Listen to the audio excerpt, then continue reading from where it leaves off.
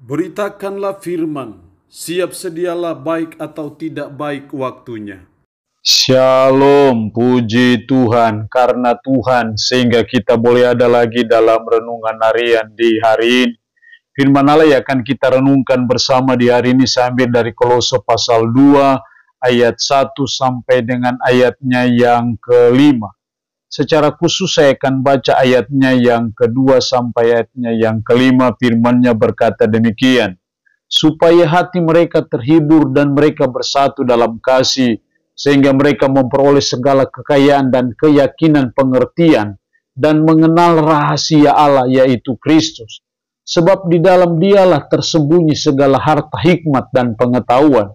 Hal ini kukatakan supaya jangan ada yang memperdayakan kamu dengan kata-kata yang indah. Sebab meskipun aku sendiri tidak ada di antara kamu, tetapi dalam roh aku bersama-sama dengan kamu, dan aku melihat dengan sukacita tertib imanmu dan keteguhan imanmu dalam Kristus. Demikian firman-Nya hari ini yang mengajar dan menasihati kita keteguhan iman dalam Kristus.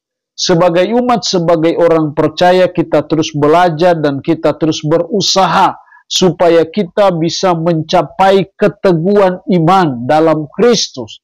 Supaya kita memiliki iman yang teguh dalam Kristus. Iman yang tidak akan pernah goyah dan tergoyahkan oleh apapun, oleh siapapun, oleh bagaimanapun juga kehidupan kita. Itulah yang Tuhan mau secara khusus Paulus ketika menasihati umat yang ada di Kolose dalam ayat 5.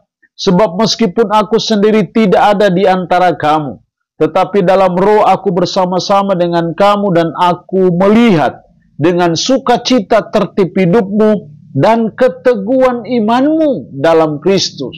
Dan keteguhan imanmu dalam Kristus. Artinya bahwa Paulus mau dan melihat keteguhan iman dalam Kristus, dalam jemaat Kolose yang perlu kita contohi dan teladani dalam hidup kita sehingga kita juga memiliki keteguhan iman dalam Kristus. Lalu pertanyaannya adalah bagaimana supaya kita bisa mencapai keteguhan iman dalam Kristus? Apa yang dituntut dari kita, apa yang harus kita buat, apa yang harus kita lakukan supaya kita memiliki keteguhan iman dalam Kristus. Yang pertama saya lihat dalam ayatnya yang kedua,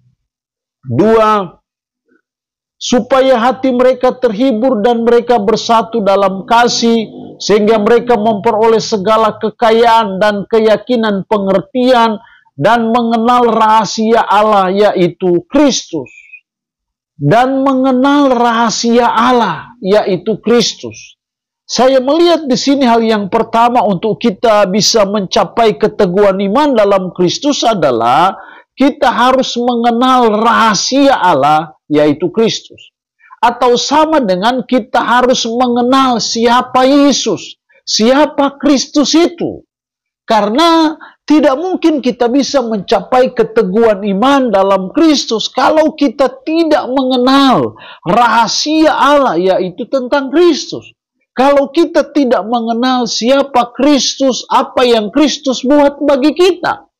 Tapi saya percaya ketika kita mengenal dengan baik, mengenal dengan benar, mengenal dengan dalam secara komprehensif mengenai siapa Kristus itu, maka itu yang membuat kita bisa mengalami keteguhan iman dalam Kristus. Seringkali yang terjadi dalam kehidupan kita adalah kita seringkali tidak mengenal siapa Kristus. Makanya iman kita tidak teguh. Sehingga ketika kita mengalami godaan, ketika kita mengalami serangan-serangan, akhirnya kita tidak teguh dalam iman, akhirnya hancur, akhirnya iman kita berantakan. Semua karena apa? Kita tidak mengenal siapa Kristus itu.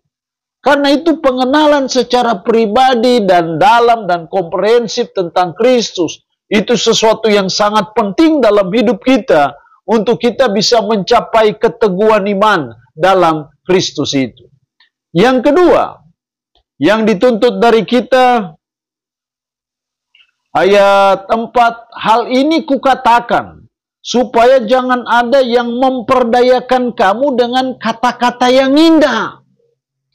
Jangan ada yang memperdayakan kamu dengan kata-kata yang indah.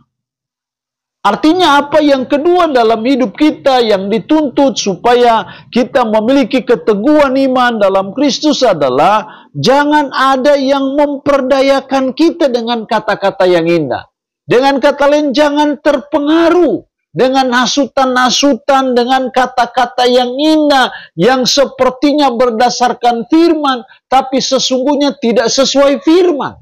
Jangan terpengaruh kalau kita mendengar di YouTube, mendengar di Facebook, berita-berita, provokasi-provokasi yang dilakukan oleh orang-orang lain yang menyerang iman Kristen dengan kata-kata yang indah, dengan argumentasi-argumentasi dari Alkitab yang sepertinya betul, tapi sebenarnya itu adalah kata-kata yang indah yang ingin memperdayakan kita. Jadi supaya kita keteguhan iman dalam Kristus, hal yang kedua yang dituntut dari kita adalah jangan mudah terpengaruh. Kalau ada yang menyerang kita, kalau kita memang tidak mengerti, kita bisa bertanya kepada pendeta-pendeta, para hamba-hamba Tuhan. Karena seringkali kita mendengar dari YouTube, dari Facebook, dari mana saja kita mengalami serangan-serangan yang sebenarnya itu tidak mendasar dalam iman Kristen. Tapi persoalannya adalah karena kita terpengaruh dengan kata-kata yang indah, kata-kata yang meyakinkan, apalagi mengutip ayat sana, mengutip ayat sini, untuk berargumentasi menyatakan bahwa Yesus itu hanya utusan, Yesus itu hanya nabi saja, kenapa kamu mempertuhankan dia?